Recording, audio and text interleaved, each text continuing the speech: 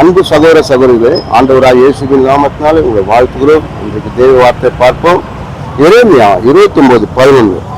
நீங்கள் எதிர்பார்த்திருக்கும் முடிவை உங்களுக்கு கொடுக்கும்படி நான் உங்கள் பேர் நினைத்திருக்கிற நினைவுகளை அறிவேன் என்று கர்த்தர் சொல்கிறார். அவைகள் தீமைக்கல்ல, சமாதானத்துக்கு ஏதுவான நினைவுகள்.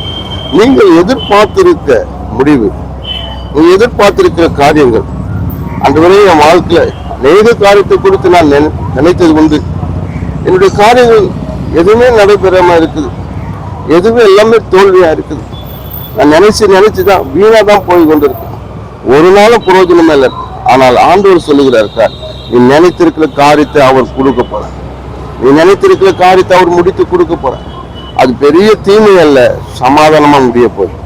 நீ எந்த காரியத்தை குறித்து பயந்து போயிருக்கிறாயோ, எந்த காரியம் உனக்கு பயந்து நடந்து கொள்கிற அந்த காரியத்துல பெரிதான ஒரு சமாதானத்தை ஆண்டவர் கட்டளையிடுவார்.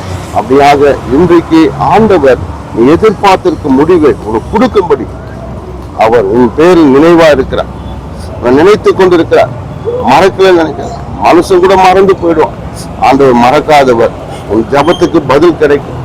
இன்றைக்கே கிடைக்கும், இப்போது கிடைக்கும். கவலைப்படாத. ஆமென்.